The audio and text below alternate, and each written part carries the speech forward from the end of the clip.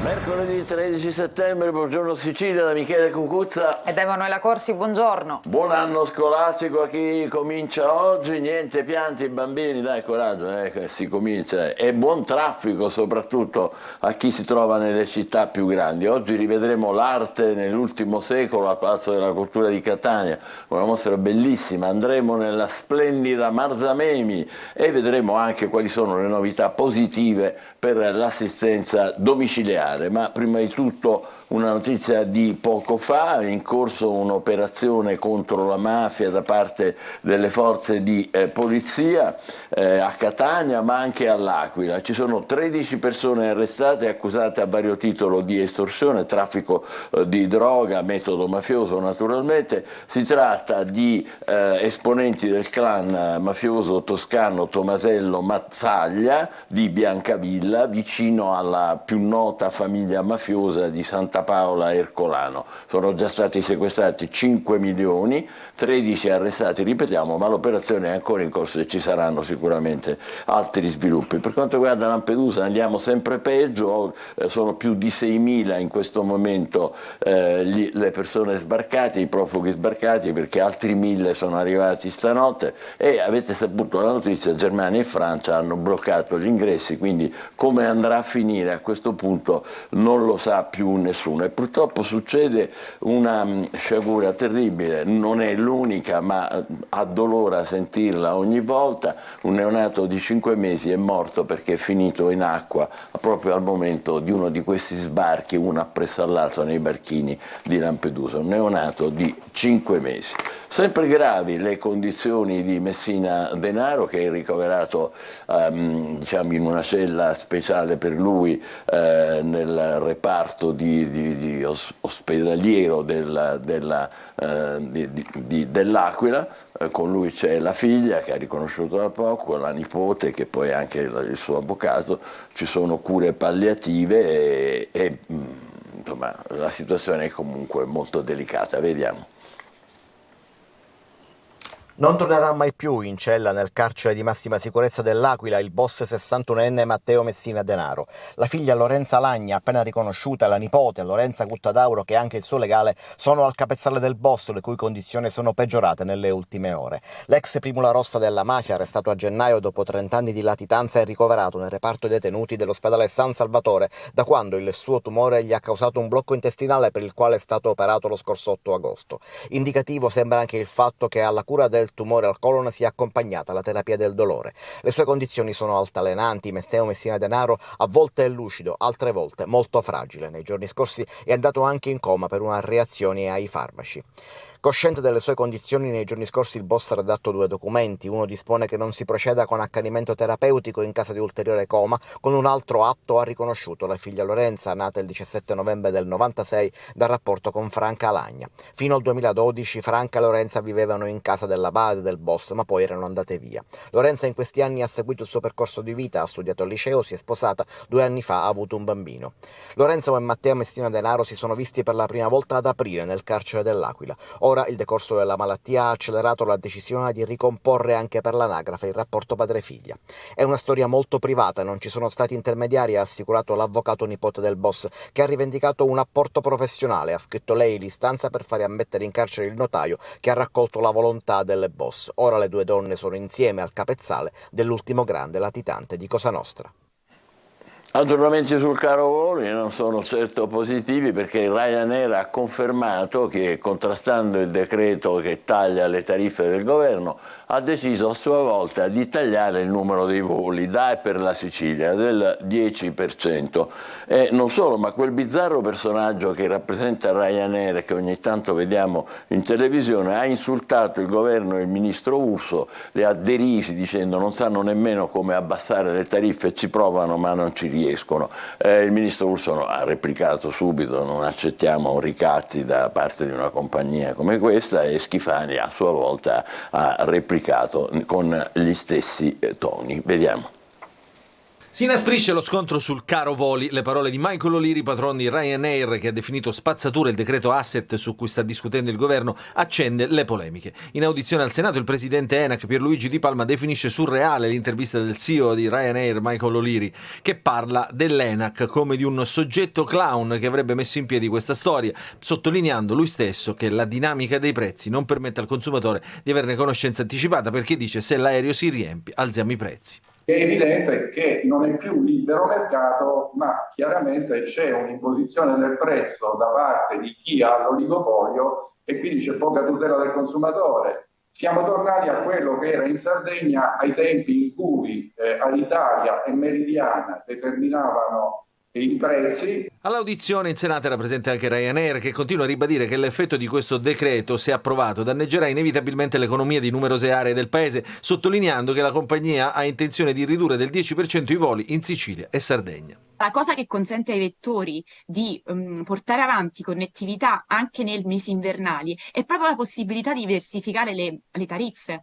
Sul caro voli è intervenuto nuovamente anche il presidente della regione Renato Schifani. Siamo certi che il governo nazionale terrà il punto facendo la propria parte. Da parte nostra faremo di tutto perché nuovi vettori possano raggiungere la Sicilia. Bene, eccoci qua in diretta. Allora, vogliamo vedere i quotidiani siciliani? Sì, partiamo proprio da Ryanair, che è l'apertura oggi del giornale di Sicilia. La sfida di Ryanair, tagli ai voli. La compagnia annuncia per l'inverno la riduzione del 10% dei collegamenti con la Sicilia e accusa Roma per il decreto che frena i prezzi. Schifani parla di comportamento inaccettabile. Il ministro Urso: non ci faremo ricattare. L'ENAC: si stanno creando oligopoli e non è più un libero mercato. Altre notizie, restiamo ormai sul giornale di Sicilia, ovviamente migranti, barchini in fila al molo per sbarcare, oltre 2500 gli arrivi di ieri, il racconto di 15 naufraghi, altri 40 non ce l'hanno fatta. In Germania, Palmese ucciso, arrestato un senza tetto, lo accusano i video del bar della vittima, cade la pista che portava in Sicilia.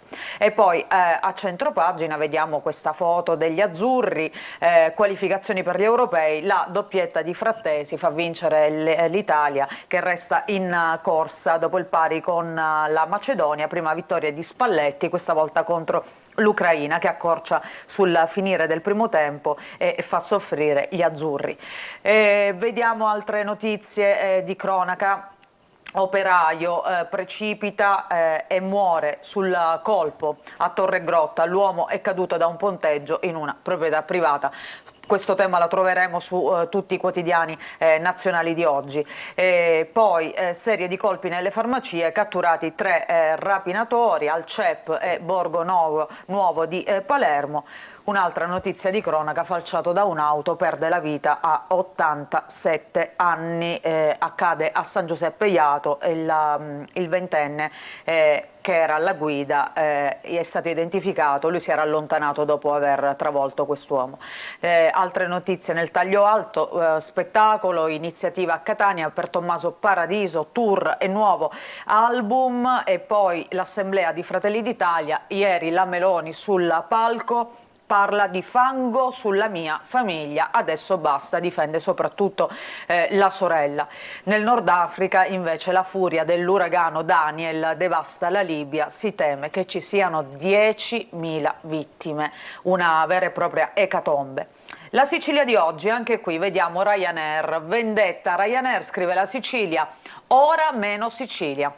Il caso: la compagnia taglia i voli del 10% e attacca il decreto appunto per abbassare le tariffe. Il ministro Urso: Italia non accetta ricatti. Energia, ok, alla linea Sicilia-Sardegna, Termini Imerese, nodo Mediterraneo, ma poi vediamo questa fotonotizia in classe, si spera, tra parentesi, oggi l'apertura ufficiale dell'anno scolastico, l'assessore Turano ai dirigenti più risorse. A Palermo l'istituto che ha azzerato l'evasione. Si spera perché naturalmente, come dire, per l'alto tasso di evasione dall'obbligo, ecco, questo è un po' il riferimento. Speriamo che ci vadano tutti quelli che ci devono andare. Poi nella tragedia nel Messinese, operaio cade da ponteggio in cantiere privato e muore, ci sono le parole di Mattarella che chiede più sicurezza. A Catania veleni in procura sulla nomina del vicario, ma il CSM blinda la scelta. E Lampedusa, in un giorno sono arrivate più di 100 barche mentre l'Europa litiga e alza i muri, come hai anticipato tu, poi vedremo nel dettaglio. Messina, denaro, malato terminale al capezzale, figlia e nipote, il boss è in ospedale. Nel taglio basso l'Italia scaccia i fantasmi e rivede la qualificazione Euro 2024, prima gioia per il CT Spalletti, gli azzurri battono l'Ucraina. Andiamo a vedere questo caro voli e soprattutto cosa ha detto Ryanair. Via il 10% dei voli dalla Sicilia.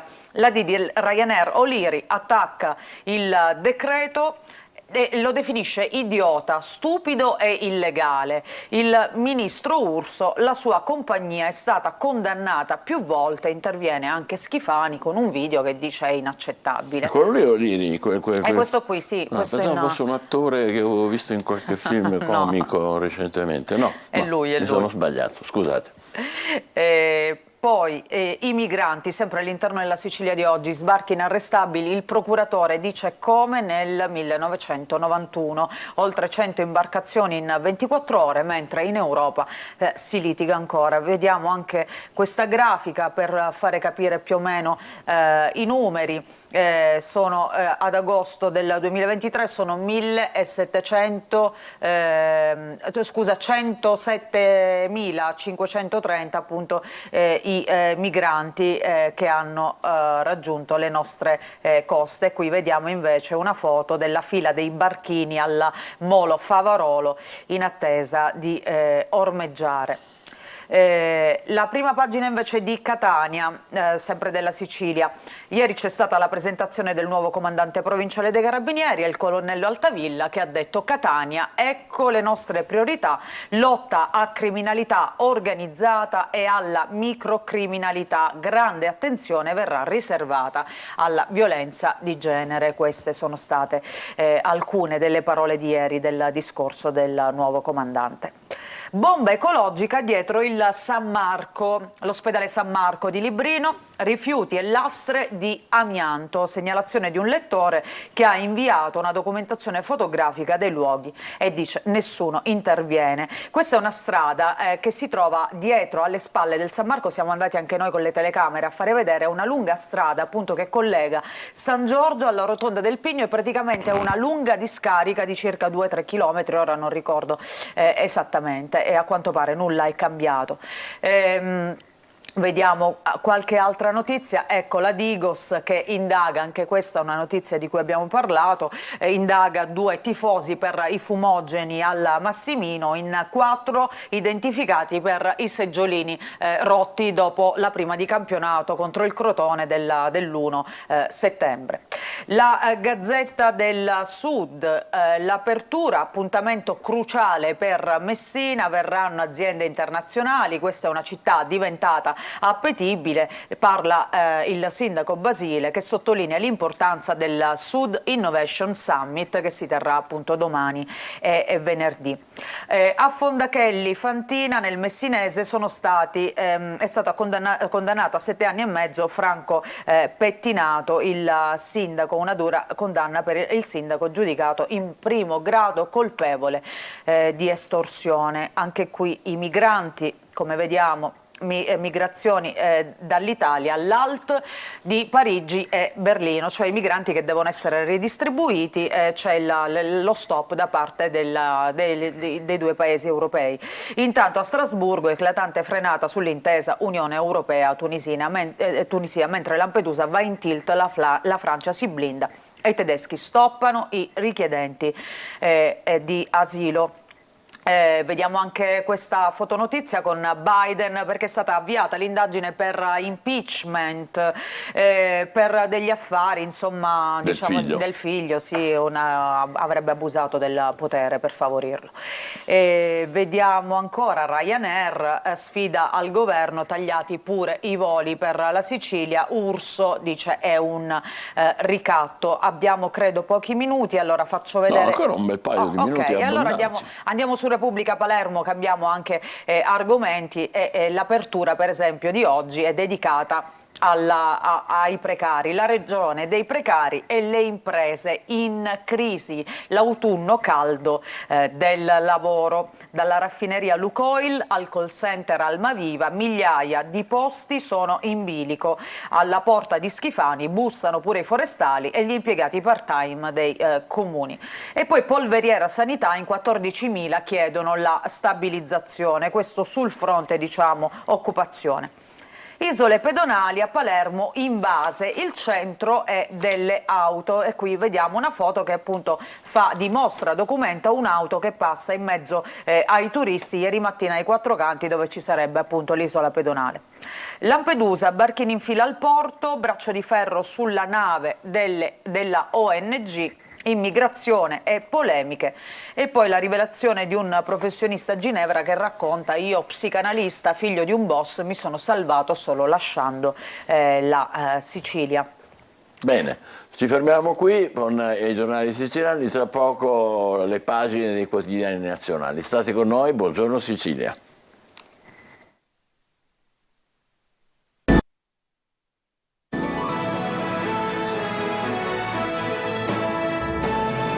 Buongiorno Sicilia da Michele Cucuzza Ed Emanuela Corsi. che continua con la rassegna stampa nazionale. Ogni tanto si vede la mia mano, un naso, scusate perché mi avvicino allo schermo che ho qui davanti per leggere meglio i giornali che tu illustri. Prego.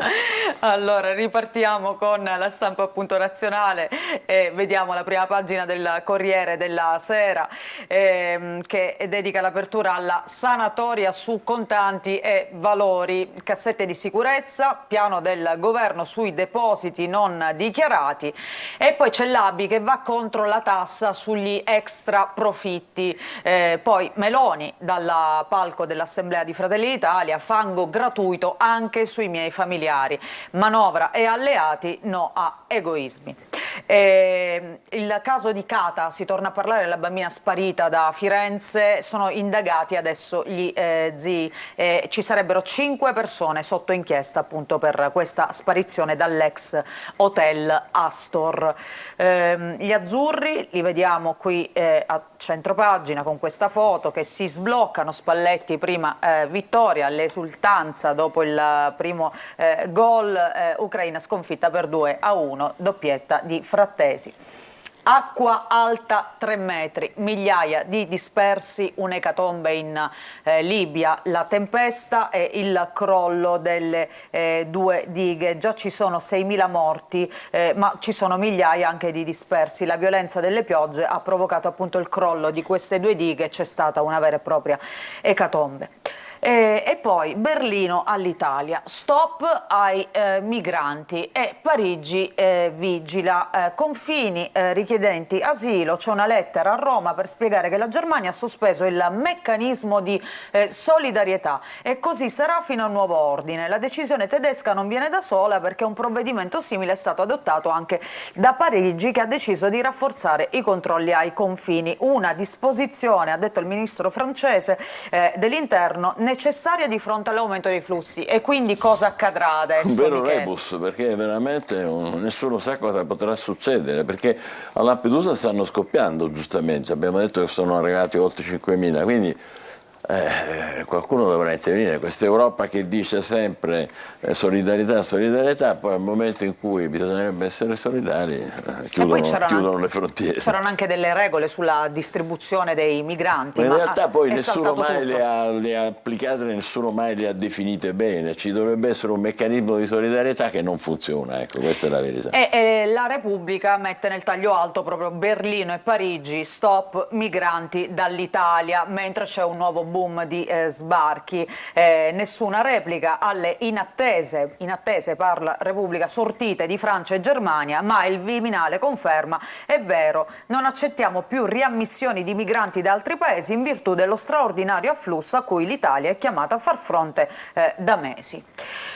Meloni che scivola sulle banche, l'ABI e Antitrust criticano la tassa sugli extraprofitti, viola la Costituzione, incrina la fiducia dei mercati e penalizza l'economia. Le banche che criticano le tasse sulle banche, insomma, mi sembra abbastanza evidente.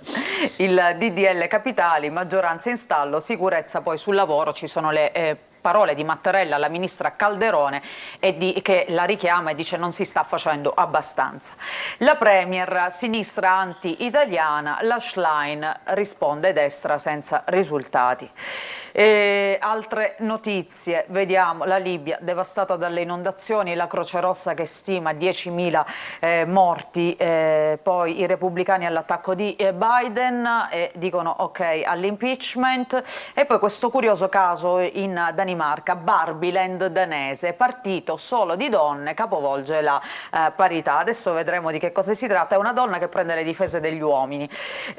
Poi morti sul lavoro, ecco questa notizia, il richiamo di Mattarella, non facciamo molto per fermare le stragi, Landini della CGIL, parole sante, a fine luglio 559 le vittime, quasi 3 al giorno. Veramente sono dati che sono inaccettabili, diciamo pure la parola giusta, non si possono accettare. 560 morti nei primi fino a luglio? Sì. No, una cosa, la media di 3 al giorno. Una gravità estrema. E poi volevo farti vedere questa notizia, secondo me è molto interessante, il dossier, cioè ribassi fino al 50%, la giungla dei subappalti dove sparisce la sicurezza, perché è qui che forse bisognerebbe intervenire. Semplificare e velocizzare sono i mantra e il nuovo codice liberalizza ancora di più le procedure e i cantieri senza gara.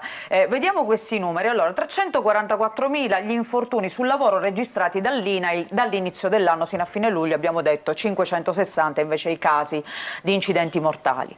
Poi i ribassi, ecco, secondo la CGIL le gare per i cantieri pubblici registrano un 20-25% di ribasso all'assegnazione, un altro 15-20% nel subappalto. Questo cosa significa? Meno soldi e meno sicurezza. 70%, 7 infortuni gravi su 10 in edilizia avvengono nel subappalto proprio, dice la CGIL.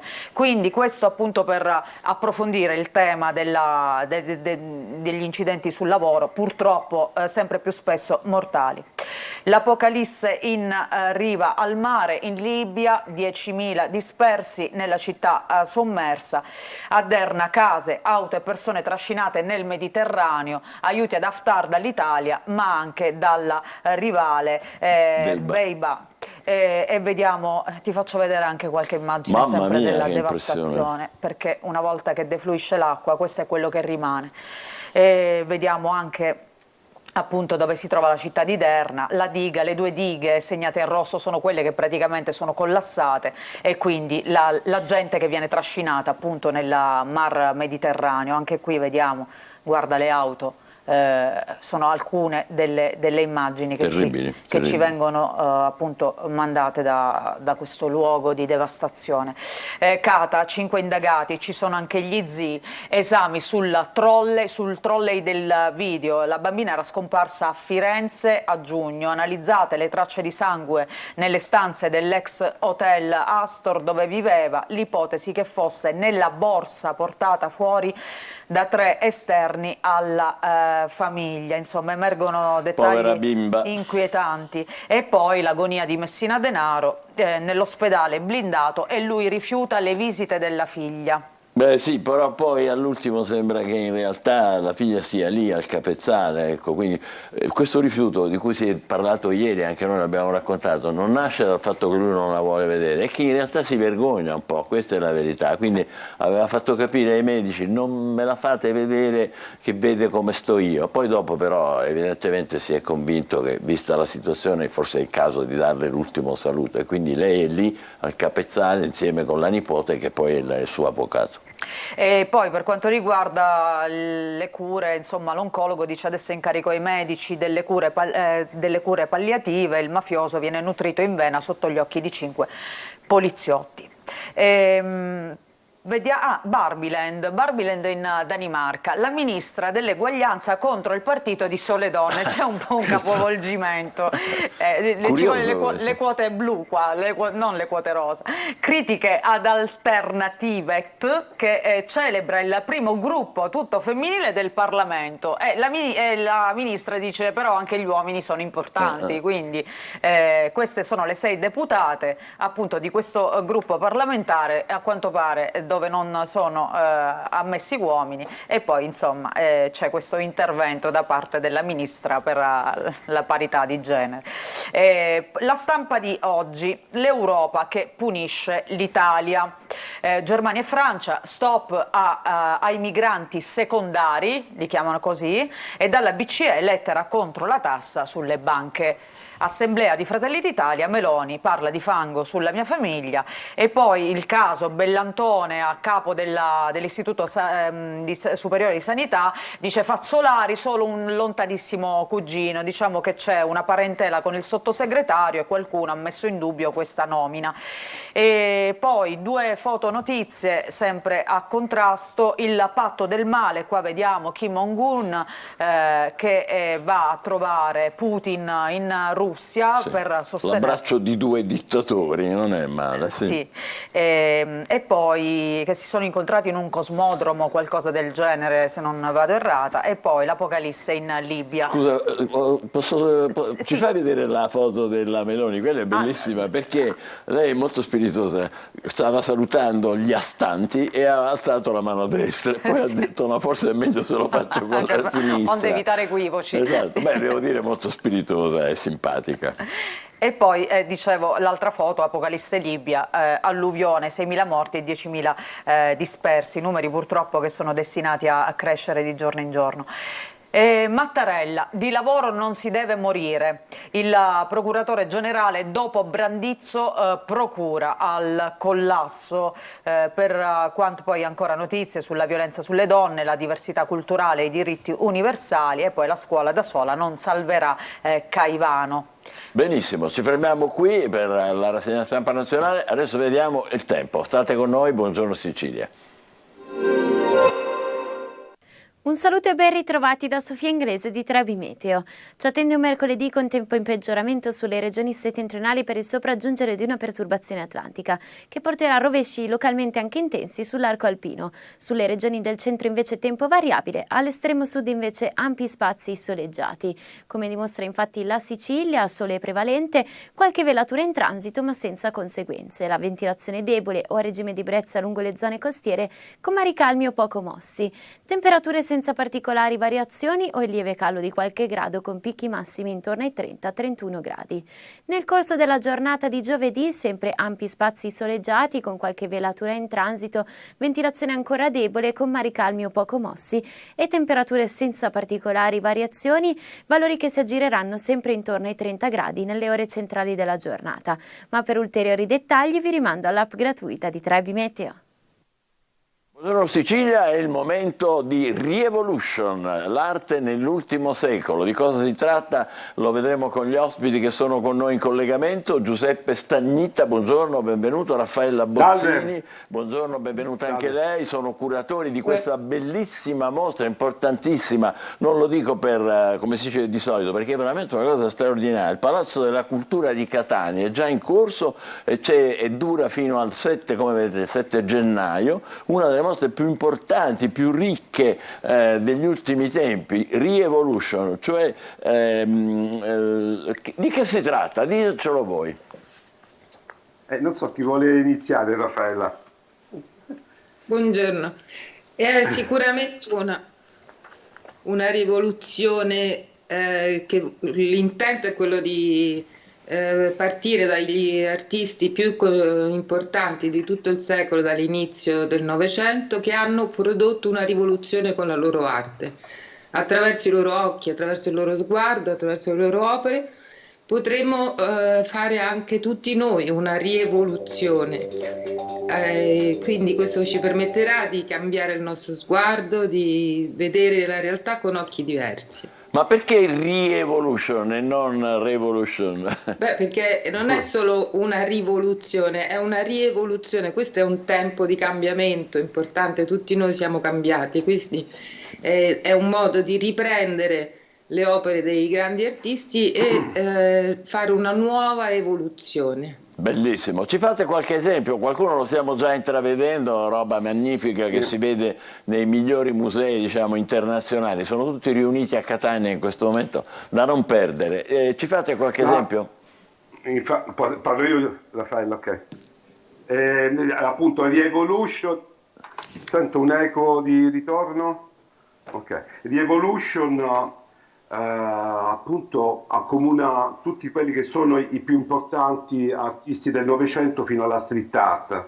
L'esempio, diciamo che abbiamo voluto, e questa è anche la nostra rivoluzione che abbiamo portato in questa mostra, anziché fare un percorso cronologico, no? Come tutti si aspettano in una mostra di questo tipo, no? Che parte dal futurismo per arrivare alla street art, abbiamo realizzato con Raffaella pensato un allestimento rivoluzionario, nel senso che non abbiamo fatto accostamenti cronologici, ma accostamenti di bellezza. Diciamo che in cui in alcuni momenti con accoppiamenti tra opere che hanno creato dei cortocircuiti. È proprio dai cortocircuiti che si vede e si legge ancora meglio l'opera. Beh, Per allora, cui, lo dico io, sono 130 opere, 80 artisti, andiamo dal futurismo all'astrattismo, l'arte povera, l'arte cinetica, la metafisica, la transavanguardia, arriviamo alla street art, che è quella proprio dei nostri giorni. Ecco, che secolo raccontano, che periodo raccontano tutte queste opere così importanti? Raffaello, vuoi parlare tu? Io purtroppo vi sento malissimo. Bene, io pure chi ci sente malissimo. magari ce lo dice. Va bene, Parlate pure, noi vi sentiamo, ok. noi vi sentiamo benissimo. Noi sentiamo male perché... Voi parlate, noi vi sentiamo, non fermatevi. Va bene. Okay. Stavo dicendo, sì, iniziamo dal futurismo per arrivare... Un attimo che abbasso l'audio, mi arriva raccontiamo attraverso opere significative quello che è un po' lo sviluppo storico, no? Dal futurismo fino alla street art. Come dicevo prima, l'idea rivoluzionaria è l'allestimento, dove creiamo dei cortocircuiti. Tu mi chiedevi quali sono le opere significative, sono tutte le opere significative. Gli accostamenti non sono casuali, non so, i buchi di Fontana che hanno rivoluzionato l'arte del Novecento, appunto andare oltre la tela, e dietro l'installazione di Studio Azzurro, che è proprio un esempio dell'andare oltre la tela, di utilizzare altri linguaggi, nel loro caso tecnologici e multimediali, per realizzare questa grande rivoluzione che è quella dello sviluppo dell'arte, fino ad arrivare alla street art, dove abbiamo inserito degli artisti rivoluzionari che hanno dato un contributo alla trasformazione di questo movimento. Tra i più importanti Blue, Eric El Cane, Bo 130, Microbo, insomma K1. Per cui è stato interessante anche vedere, no, la reazione degli spettatori, di chi fruisce le opere in modo così insolito, no? Il cortocircuito tra la tag di Cuochi e Corsello e l'opera futurista di Balla, ad esempio. Un'opera importante che ci ha prestato il Museo Picorini di Reggio Calabria è la scomposizione della bottiglia, ad esempio, o questo l'Antigrazioso. C'è un momento all'interno della mostra, vedete appunto Clerici, che è l'erede Marinetti, in cui l'allestimento cambia, diventa anche nei colori, perché proprio è come se oltrepassassimo una sorta di linea d'ombra, in cui Marinetti e Boccioni, che sono i padri delle avanguardie del Novecento, si dialogano. e proprio in quella sala ci sono delle opere di Boccioni importantissime come l'Antigrazioso e la scomposizione della bottiglia e dei manoscritti di Marinetti inediti. Infatti la famiglia Marinetti ha donato a questa mostra, ma anche alla città di Catania, è un omaggio a Marinetti e all'Etna. Sono dei manoscritti di poesie di Marinetti sull'Etna. Ah, bellissimo, deve essere bellissimo, vero? Sì. Sì, è molto interessante, noi siamo molto soddisfatti, è stato più di un anno di lavoro, no Raffaella?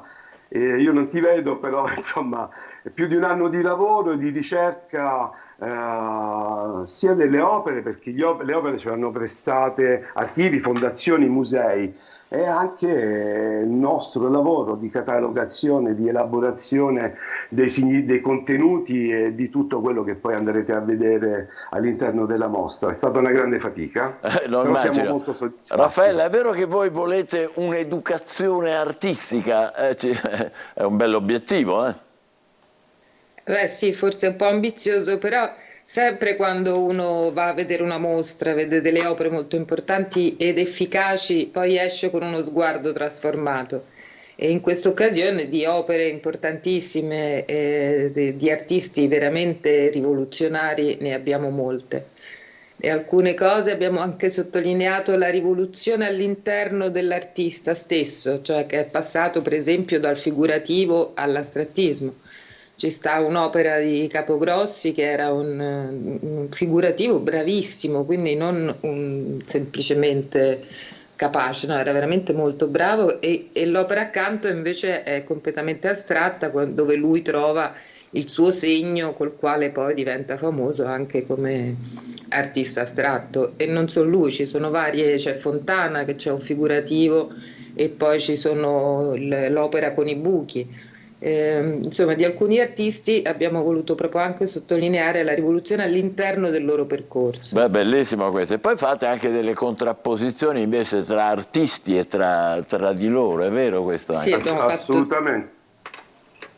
No, stavo pensando adesso, perché anche l'abbiamo un po' definita come una mostra sociale, almeno io la definisco una mostra sociale, perché molte volte l'arte comunica a se stessa, e soprattutto l'arte di questi grandi rivoluzionari. Non so, il Buco di Fontana non arriva a tutti, no? Devi conoscerlo, devi capire l'elaborazione storica, il contesto storico, ma quando le opere sono tolte da quel contesto arrivano in modo diverso, e per questo sociale, proprio per non realizzare una mostra per gli addetti ai lavori, ma realizzare una mostra a tutti attraverso la bellezza, perché gli accostamenti sono anche di bellezza, cioè è una bella passeggiata, come dire. Per cui in questo modo il nostro tentativo è quello proprio di far immergere tutti all'interno del percorso, e poi magari approfondire un'opera piuttosto che un'altra. Io penso proprio che ci state riuscendo e ci riuscirete ancora. La mostra sarà aperta fino al 7 gennaio, quindi c'è tempo, e certamente ci avete molto incuriositi questa mattina. Complimenti per il vostro lavoro, grazie. Vi ricordo che al Palazzo della Cultura di Catania la mostra si chiama Re-Evolution, l'arte nell'ultimo secolo, ed è una mostra che vuole essere, come abbiamo sentito da Giuseppe Stagnitta e Raffaella Bozzini, una mostra sociale. Bene, adesso facciamo una pausa, poi ci occuperemo di un'altra iniziativa che riguarda il cinema in uno dei posti più belli delle coste siciliane, Marzamemi. State con noi, a più tardi, buongiorno Sicilia.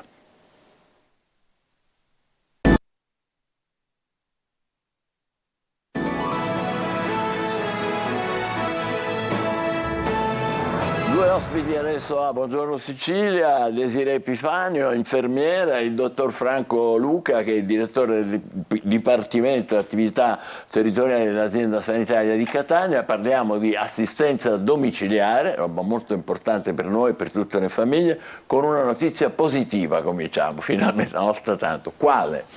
Abbiamo un'assistenza domiciliare che oggi, anche con i fondi del PNRR, diventa di fatto fatto l'architrave su cui si fonderà l'assistenza nel futuro.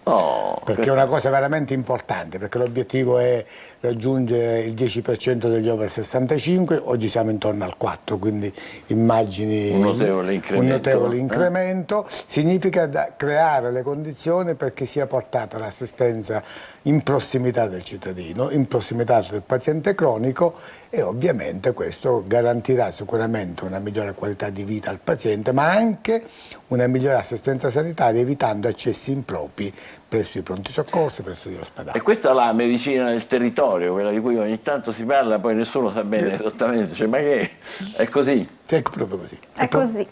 Prego, dottore. È così, è quello di cui ci occupiamo tutti i giorni, di andare a casa del paziente, quindi di favorire diciamo, quello che è l'ambiente naturale, le cure, ma mantenere anche la familiarità, la vicinanza che tanto, soprattutto nel periodo del Covid, è mancata la vicinanza delle persone che ci amano, che ci supportano. Quindi è un'assistenza diversa che va fatta non solo sul paziente, ma soprattutto sui familiari, sui caregiver, come li chiamiamo noi, coloro che prestano assistenza quotidianamente.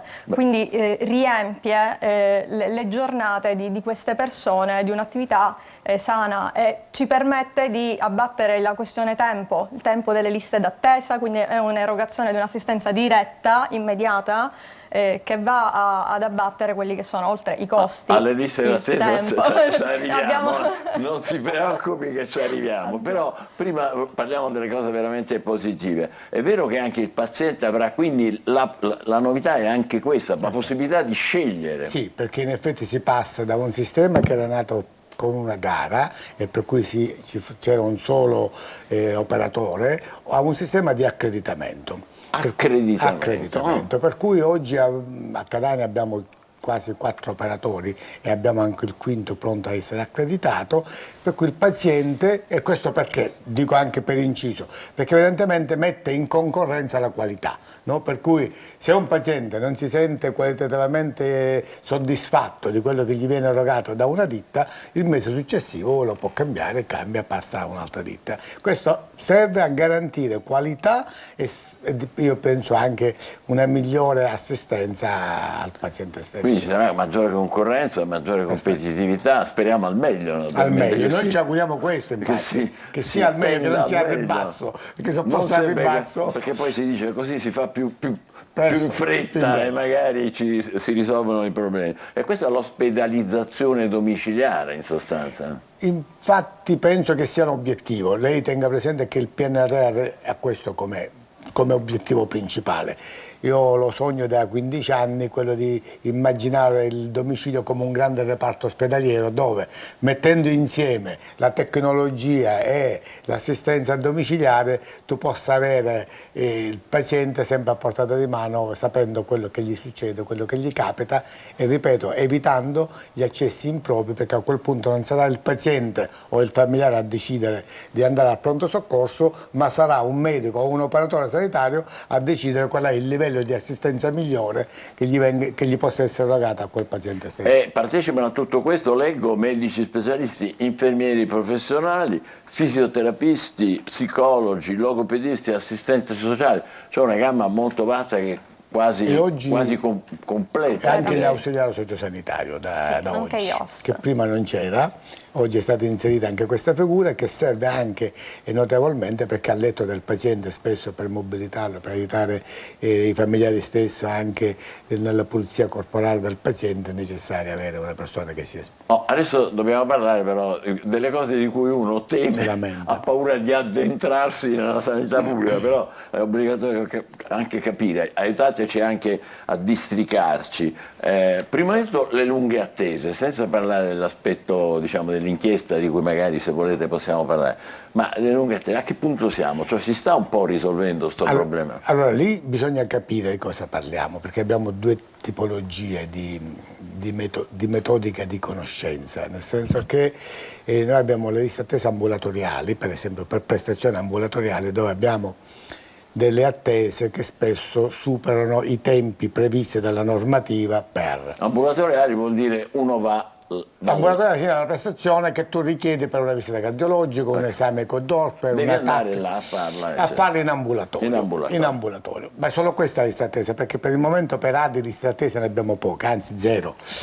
Non ne abbiamo, per ADI non ne abbiamo perché è un accesso diretto. È un accesso diretto. Lì invece si innestano diversi meccanismi che vanno dalle modalità di prenotazione, dalle modalità di erogazione della prestazione e dal fatto che molta gente può prenotare anche i cosiddetti follow-up, quindi a lungo termine. Per cui oggi chiamo, mi prenoto una TAC per giugno 2024 e quindi chi va a vedere vede una TAC giugno 2024 e dice guarda siamo arrivati a giugno 2024. Però è una TAC voluta a giugno 2024, cioè l'ha scelto il paziente. Non necessariamente deve aspettare il giugno 24. No, ma in quel caso l'ha voluto il paziente, perché il paziente deve fare quella TAC in follow-up, perché deve fare un controllo in quel periodo. Io ho fatto questa prova, abbiamo cercato di anticipare 400 pazienti per TAC, proprio per TAC, perché noi siamo l'unica, forse una delle poche strutture in Italia ad avere una TAC ambulatoriale, cioè non ospedaliera, che l'abbiamo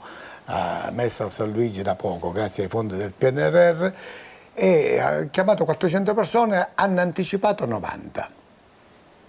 Quindi come dire, non è detto che questi 400 esatto, volessero domani fare la però poi è inevitabile che ve lo ricordi che ci sono qua, c'è un'indagine in tutta Italia sui chi saltava queste famose liste d'attesa, ci sono in tutta Italia, non stiamo parlando di Catania e della Sicilia soltanto, ci sono 26 medici denunciati, ma in città come Milano, Torino, Perugia, ma purtroppo anche Catania.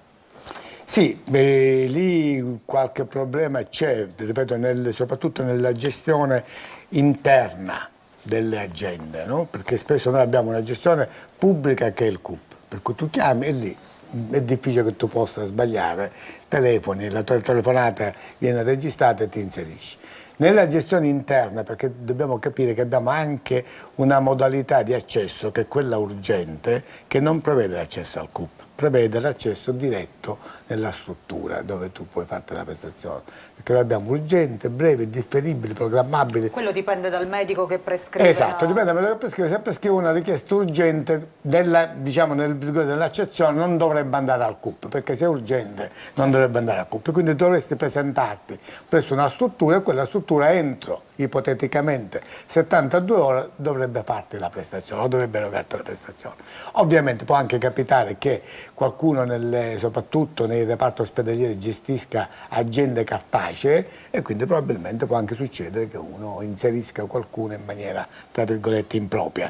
No, però io dico, sono casi a mio modo di vedere rarissimi. Noi abbiamo un CUP che funziona abbastanza bene, ultimamente abbiamo migliorato. Che vuol dire? CUP è il centro unico di prenotazione, per cui la gente telefona con un telefono. Desiderio, vorrei chiedere questo. Emanuela poco fa ci ha letto nella rassegna stampa l'annosa questione di, diciamo, i precari. Sono arrivati, se non sbaglio, a 14.000, mi pare fosse Repubblica che lo raccontava. Anche questo è un'altra specie di buco nero che nessuno riesce a... È un altro aspetto della nostra professione. Noi che svolgiamo questa professione quasi sempre siamo dei liberi professionisti, per scelta. Quindi siamo un parallelo dei dipendenti, delle strutture. Non si può definire precario chi fa la libera professione? Assolutamente no. Come siamo noi, insomma. Esattamente, scegliamo di farlo, è un percorso parallelo che si fa rinunciando a volte anche, ci sono anche dei colleghi, io in primis sono vincitrice di concorso ma rinunciataria, invece perché ho parliamo scelto di quelli questa che fanno queste liste che sono enormi di precari, 13.000 sono tantissimi. 13.000 precari sono tantissimi, c'è tra l'altro necessità, il dottore mi può dire, i numeri sono in aumento sia per l'età media che avanza del paziente, quindi c'è sempre più richiesta di posti letto e quindi il personale a volte risulta insufficiente. Questo è forse un po' il vantaggio dell'assistenza domiciliare, no? Evitare, decentralizzare l'ospedale come unico percorso di cura, quindi limitarlo solamente a quelle che sono le esigenze reali, i casi acuti. Vediamo se ho capito, perché così in questo modo uno evita di finire anche di essere precario. Evita anche di essere precario, chiaramente. Noi abbiamo due forme, loro che lavorano tra virgolette, in libera professione con strutture accreditate col sistema. Quindi cioè, hanno un'attività con una ditta o con operatori sanitari che sono accreditati col sistema, quindi pagati dal pubblico, però con un rapporto privato con i loro dipendenti. Quindi i dipendenti non hanno un rapporto lavorativo con noi.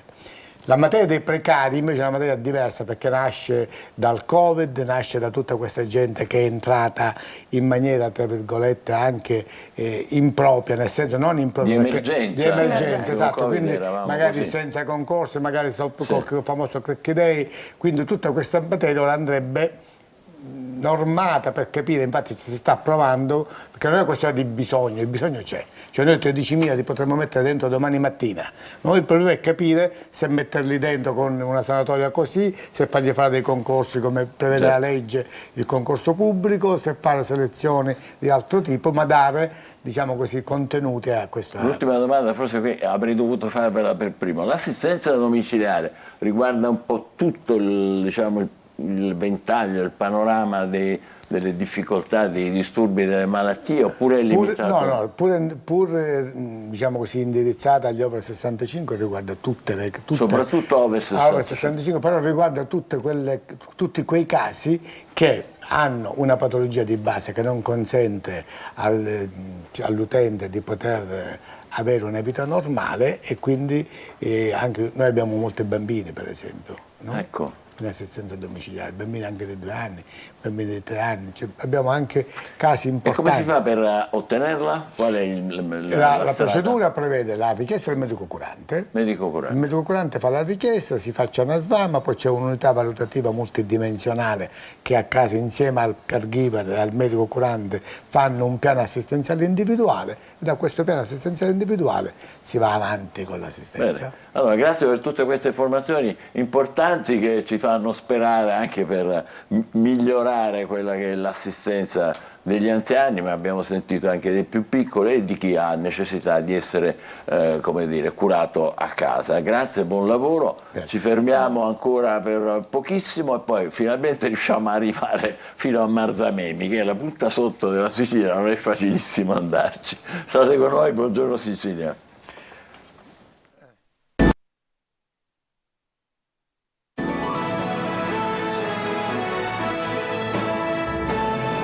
Bentornati a Buongiorno Sicilia, andiamo a Marzamemi con Nino Campisi che è in collegamento con noi, presidente della Proloco. Buongiorno e benvenuto, nostro ospite, perché da oggi a Marzamemi ci sarà il Marzamemi Cinefest fino al 17 settembre. Guarda un po' che bello anche il poster che lo annuncia, ci saranno film naturalmente, libri, musica, cinema, canto. Meraviglioso, guardate. Campisi, oggi chi debutta? Roberto Lipari, è vero? Sì, buongiorno a tutti. Sì, oggi abbiamo Roberto Lipari con Barbara Tabita che inaugureranno il festival. Come diceva lei, saranno 5 giorni dedicati al cinema, alla musica, alla letteratura e alle tradizioni nostre della Sicilia e del Mediterraneo. Però Prego, prego. No, saranno 5 giorni intensi dove veramente le nostre identità mediterranee e siciliane verranno messe in risalto. Ci sarà anche Martina Giannone, che è una giovane regista siciliana che ha fatto un documentario bellissimo sulla Domenica di Pasqua nella sua città. Sì, quest'anno abbiamo diciamo, dedicato uno spazio ai giovani registi siciliani, giovani registi che vogliamo valorizzare. Iniziamo stasera con Martina Giannone, continueremo con Stamaya, con Francesco Di Martino, con Andrea Carpanzano, insomma alcuni giovani registi siciliani che si vogliono mettere in mostra. E ospiti famosi come Chiara Francini, Giuseppe Fiorello, Oscar Farinetti, c'è di tutto, vedo, Farinetti mi fa subito venire in mente qualcosa. È vero, insieme a Oscar Farinetti ci sarà anche Viviana Varese, quindi un parterre non indifferente. Chiuderemo con la grande voce di Desiree Capaldo e l'Orchestra Mediterranea di Palermo che canteranno e ci delizieranno con le musiche del grande cinema, iniziando da Morricone. Questo lo volevo evidenziare. Poi logicamente, come ha detto lei, Giuseppe Fiorello, Chiara Francini, Oscar Farinetti, Stefano Zecchi, avremo il professor Stefano Zecchi con noi che ci parlerà del suo nuovo libro. Ah, fantastico. Come è andata la stagione a Marzamemi? Perché quest'estate è stata un'estate che si annunciava come l'estate dei grandi successi, dei grandi record, e poi purtroppo abbiamo avuto una serie di guai, gli incendi, l'aeroporto di Catania. Come è stata a Marzamemi? No, a Marzamemi la stagione è andata bene. Io ho parlato con molte attività ricettive, ristoratori, insomma, la stagione possiamo dire è positiva nonostante tutte le difficoltà. Nonostante le difficoltà. E voi in qualche modo con questo Marzamemi Cinefest cercate di prolungare la stagione, anzi, come si usa a dire adesso, stagionalizzare il turismo, è giusto? Sì, è giusto. L'obiettivo è questo, l'obiettivo è di destagionalizzare e allungare queste nostre stagioni estive e turistiche, perché l'obiettivo è quello di far arrivare il turista nelle nostre zone e far visitare non solo Marzamemi ma tutta la Sicilia, perché con l'obiettivo di venire a Marzamemi Cinefest e poi il turista diciamo gira la Sicilia. Questo è il nostro obiettivo. Beh, stiamo vedendo delle immagini straordinarie mentre lei parla, che veramente confermano le sue parole, insomma. State vedendo adesso la sala cinema più a sud e più grande d'Europa, nel senso che all'aperto non c'è in Europa una sala a cinema così grande, in una piazza così splendida che è quella di Marzamemi. Davvero. Noi spesso diciamo la cultura del Mediterraneo, ecco, tante volte lo diciamo come una specie di slogan senza che riusciamo a capire bene noi stessi i contenuti di questo. Quali sono quelli che voi volete che in qualche modo i turisti, gli appassionati, chi si trova da quelle parti ed è attratto dall'idea di partecipare a un festival così pieno di cose diverse capiscano e si rendano conto? Quali sono le caratteristiche? Allora, le caratteristiche sono tanto il turista a capire gli usi, i costumi, i mestieri dei nostri avi e di quelli, insomma, che abitiamo i luoghi.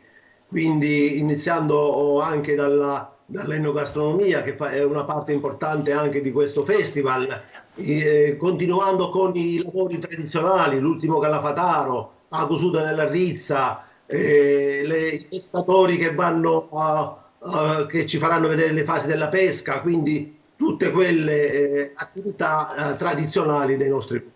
Ma bellissimo, vedere come si fa a sistemare, a preparare la barca è fantastico. Come dire, è un'iniziativa che ha riscontro notevole, non è la prima volta che voi la fate o state debuttando? No, questa allora, Marzamemi Cinefest, questo è il secondo anno che noi lo organizziamo. Consideri che noi già da 4 anni organizziamo il Festival del Cinema qui a Marzamemi, quindi però con questo target, con questo modo di vedere il festival è il secondo anno che ci stiamo cimentando e speriamo di continuare in questa avventura che porterà benefici alle nostre zone. Ma noi ci stiamo riempiendo gli occhi, guardi, non ci distraiamo, la seguiamo con molta attenzione, però è vero che con queste immagini è difficile non rimanere incantati, davvero. Complimenti Campisi. Vi aspettiamo a Marzamemi, perché visto l'atmosfera è fantastica, è unica al mondo, in questa piazza che molti personaggi che sono venuti mi dicono che è unica al mondo, perché non dico la più bella, perché perché mi allargherei troppo, però è unica al mondo con questa sua particolare architettura. Davvero, grandiosa, grazie. Da oggi fino a domenica il Marzamemi Cinefest, quindi anche noi siciliani possiamo fare una puntata a Marzamemi e andare a goderci un po' di questo bellissimo festival internazionale delle identità del Mediterraneo. Grazie a Nino Campisi, presidente della Proloco di Marzamemi. Buon lavoro e in bocca al lupo naturalmente per il vostro Cinefest. Grazie, buongiorno a tutti, grazie, vi aspettiamo a Marzamemi. Con piacere, con molto piacere. E intanto ci facciamo 2 risate con Insieme. E tutto. Ah, madonna. Uè, Rintintin! Ancora con sto Rintintin, che c'è gente che poi ci crede che mi chiamo Rintintin. Ho incontrato un ragazzo, mia fidanzata è convinta che mi chiami Rintintin. Basta con sta cosa. Ma che è? Oh, siamo in televisione, siamo in teatro, ma che è sta? Non capisci questo messaggio subliminale? No, non lo capisco questo messaggio subliminale. Sei l'unico a non capire! Perché loro hanno capito che vuole. Ma guarda lì, ma guarda. E vuoi vedere che facciamo lo step numero 2? La birra. La birra non deve essere né calda né fredda. Come deve essere la birra? Atturrunate, Rintintin! Siete deplorevoli, veramente. No, lo dico sincero. Comunque davvero, vammela a prendere una birra perché oggi ne ho bisogno, oggi più che mai. Sto lavorando, ma che vuoi? Ma perché oggi ne hai bisogno? Ma perché devi bere sta birra? Perché abbiamo fatto un aperitivo. Abbiamo fatto l'aperitivo nel parcheggio, eravamo tutti palermitani. Ah, perché tu sei palermitano? Cacietto. Si è integrato. Eravamo tutti palermitani e c'era un milanese. Beh. A un certo punto abbiamo fatto l'aperitivo con un spettino alla palermitana. Ho capito, sei integrato. Il milanese fa, scusatemi, io non mangio la frittura, che prendo? Un pullman e torno a casa. Non è bello. Il siciliano accoglie. Sei in Sicilia, non mangia la frittura. No, sei un cretino, questa è la verità. Ma va su che tu un pruno. Cosa? Integrazione palermitana. Secondo me ti stai integrando troppo. Mi sono integrata troppo, Secondo me ti sei integrato troppo. Cacietto! Comunque rimane il fatto che per quanto io possa scherzare sono il professionista del parcheggio. Sì, come Da no. quando sono venuta io a Palermo ho messo a posto tutti i parcheggi. Devi stare calmo, sei troppo su di giro. E quella è la birra che mi prende l'entusiasmo, capito? Che non capito? sono andato a prendertene un'altra. Calma, avanti, devi. Mettimi alla prova. Ma ancora con tu quella... mi indichi delle persone, a seconda di come hanno parcheggiato, io ti dico pure che lavoro fanno. Ma sono sempre venuti poi da me a dirmi che non l'hai azzeccato. Mettimi alla prova, è una teoria davanti, questo signore in prima fila. Questo si vede, è evidente, quello fa il dentista. Perché? È perché mi ha dato €1. Ho detto, ma è un po' poco, ha detto stringi i denti. E quindi da questo... Ho capito che è un dentista. Non mi sembra che sia molto convinto e che lo Andiamo sia. avanti. Vabbè, avanti. Quella signora in seconda.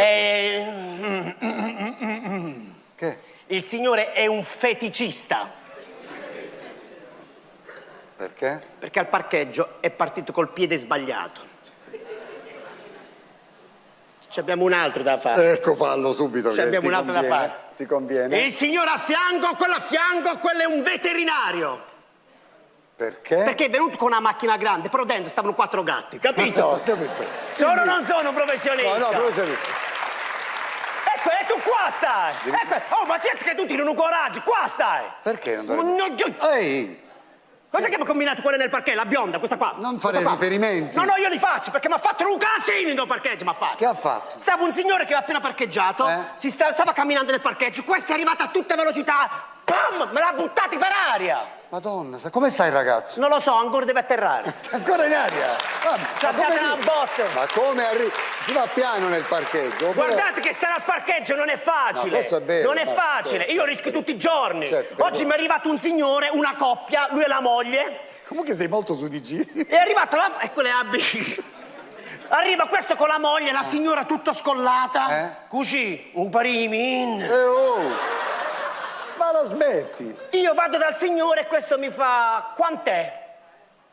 Secondo me una quinta. No, ma che c'è? Non mica si fa...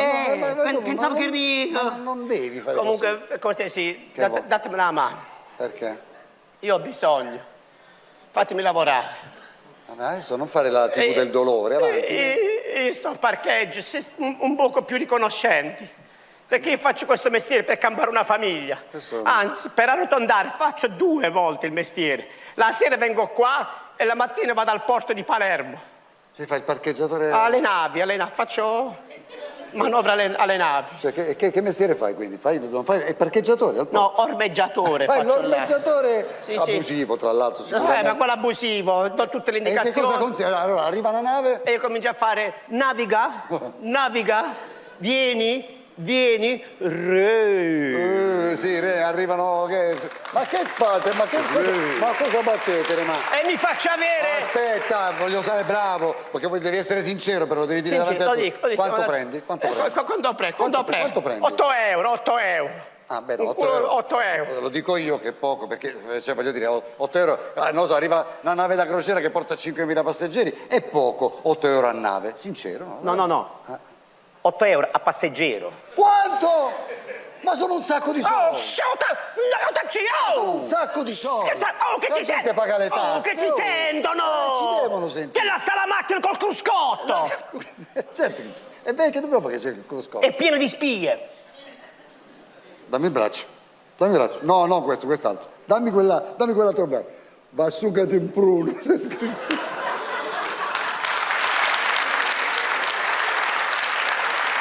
Comunque ti stai integrando bene, Rintintin, ti stai integrando pure tu, Rintintin. Rintintin, domani alle 21:30 e adesso lo Zodiaco con Marco Amato. Buongiorno Marco. Buongiorno. Buon caffè. Buongiorno, è vero che oggi le stelle si dirigono verso Sanremo? Si dirigono verso la città dei fiori e del nostro amatissimo festival, perché già i rumors parlano di conduttori, co-conduttori, ma ancora silenzio per le signore che interverranno. E oggi accendiamo i riflettori delle stelle su Gerry Scotti e Amadeus. Ecco, nel caso del nostro Gerry nazionale, dopo questa colazione infatti si è molto vociferato, è quasi una conferma del fatto che condurranno insieme Sanremo, come si è affiancato Amadeus l'anno scorso con Morandi. Parlano appunto dell'epoca di Amadeus al festival, quindi un'epoca sapientemente condotta. Amadeus è della Vergine, segno molto preciso e ordinato, mentre invece Gerry Scotti, il nostro Gerry nazionale, è Leone, quindi quella calda sicurezza sorridente che ha sempre avuto. Le caratteristiche dei due sono molto compatibili perché sono segni succedanei, Leone e Vergine si susseguono nello zodiaco, quindi la logica è che dove finisce uno inizia l'altro. La compatibilità zodiacale ha 1000 sfaccettature e soprattutto nel caso di Leone e Vergine dà centratura e precisione. Quindi in bocca al lupo ai nostri beneamati conduttori e che sia un meraviglioso festival come sempre. Oggi giornata mercuriale, molto in analogia con il nostro Amadeus. Arrivano notizie, arrivano tante novità e finalmente un criterio di maggiore analisi e controllo della situazione. La Luna abbraccia Mercurio, quindi c'è una razionalizzazione delle emozioni soprattutto per i segni di terra. Toro, Vergine e Capricorno godranno in particolare di questo aspetto, mentre invece gli Acqua, Cancro, Scorpione e Pesci si fanno un po' più intellettuali, un po' più seri, un po' più acuti del dovuto. Un po' vari invece Acquario, Gemelli e Bilancia. La Bilancia riprende in mano delle situazioni importanti, ha anche voglia di fare un po' l'estrosa, ecco, mentre invece i Gemelli sempre defilato e l'Acquario molto ispirato in termini lavorativi. Rimangono i segni di fuoco, anch'essi molto coinvolti da questo aspetto, in particolare il Leone che si gode Venere assieme all'Ariete, fuocosi entrambi. Sagittario invece novità dei movimenti che hanno a che fare con il lavoro. Auguro a tutti un'ottima giornata. Grazie caro Marco, anche a te. Buon caffè, ti invidiamo sempre molto quando ce l'hai lì, insomma. Noi dobbiamo aspettare. E prima di tutto ci dobbiamo sentire un po' di notizie. Sì, più che un articolo ti voglio proporre invece la prima pagina, la copertina di Panorama. Guarda un po' chi hanno messo in copertina. Uno a caso. Se torna lui. Ecco, 4 procedimenti penali e il rischio di 717 anni di carcere, perché in America sono sommano gli anni. Eppure vola nei sondaggi. Donald Trump, davvero mattatore, trasforma la cronaca giudiziaria in campagna elettorale. Se ricorderai, la sua foto segnaletica era già diventato un primo slogan di questa campagna elettorale, e si fanno concrete le possibilità di un suo clamoroso successo alle presidenziali del 2024, un esito che cambierebbe il corso della storia americana e di quella del mondo. E noi invece facciamo un salto indietro, andiamo al 13 settembre del 1867, Trump non c'era ancora e invece è nato uno dei simboli di Milano, la Galleria Vittorio Emanuele II, bellissima, vedete, ogni tanto lì c'è anche il bar dove si fanno gli aperitivi, non lo diciamo. I lavori di completamento finiranno nel 1877. Un anno dopo, invece, nel 1898, una svolta nella storia della fotografia. Il reverendo Hannibal Goodwin ottiene il brevetto per la pellicola fotografica in celluloide. Questo nuovo supporto si rivela molto più pratico delle lastre tradizionali e l'invenzione sarà presto adottata anche da Thomas Edison per la sua macchina Kinetoscope. Kinetoscope, pensa un po'.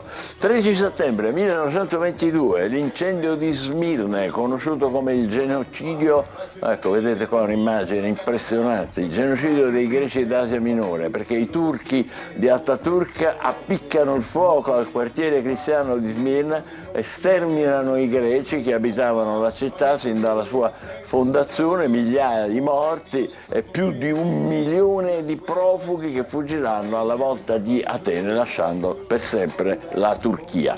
2 anni dopo, invece, nel 1970, si tiene la prima edizione della Maratona di New York. In 127 gareggiano, percorrendo più volte il Park Drive di Central Park. Nemmeno un centinaio di spettatori assistettero alla gara, portata a termine soltanto da 55 partecipanti.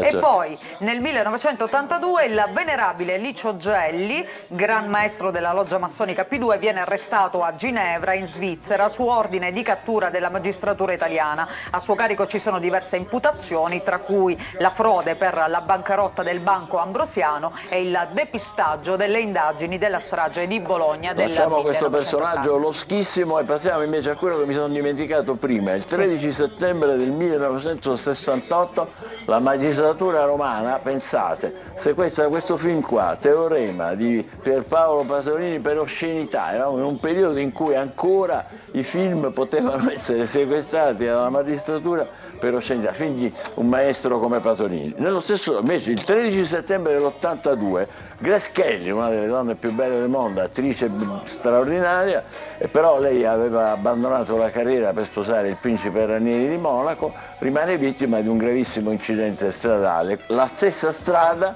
dove Hitchcock aveva girato Caccia al ladro, dove la principessa era stata protagonista, e lì che su questo set aveva fatto la conoscenza del suo futuro marito, e purtroppo Grace Kelly morirà il giorno dopo, il 14 settembre dell'82. Nel 13 settembre dell'85 2 fratelli italiani, Mario e Luigi, di professione idraulici, fanno il loro esordio nel mondo dei videogame. Con 40 milioni di copie sono loro che hanno inventato il Super Mario Bros, che segnerà il rilancio della console dopo la grande crisi degli anni 80. Pensate, erano 2 idraulici. E poi il 13 settembre del 2021, quindi lo scorso anno, ci lasciava Jean-Luc Godard, regista di Fino all'ultimo respiro, e una delle figure centrali del cinema francese degli anni 60, famoso per le innovazioni stilistiche che sfidavano le convenzioni del cinema di Hollywood, è riconosciuto come il più influente dei cineasti della Nouvelle Vague. E infine ricordiamo anche Tupac Shakur, questo lo vedete, un rapper, attore statunitense degli anni 90, è nato a New York, è morto giovanissimo, a soli 25 anni, e ha fatto però nella sua breve carriera 24 album, praticamente uno quando aveva 1 anno fino all'ultimo, toccando i temi della denuncia sociale, del razzismo, dell'abuso di alcol, droga, guerre tra gang, strada, successi planetari come California Love e Ghetto Gospel, che gli hanno comportato la vincita di premi e l'inserimento all'88° posto fra i 100 artisti immortali nel mondo della musica. Pensate, condannato al carcere per violenza sessuale, insomma, è stato vittima di un agguato dopo aver assistito a un incontro di box con Mike Tyson, e quindi vi lasciamo con questo controverso personaggio, diciamo come minimo, con uno dei suoi pezzi più emblematici che si chiama My Block, il mio isolato in inglese. Grazie, ci vediamo domani. Buongiorno Sicilia. Buongiorno.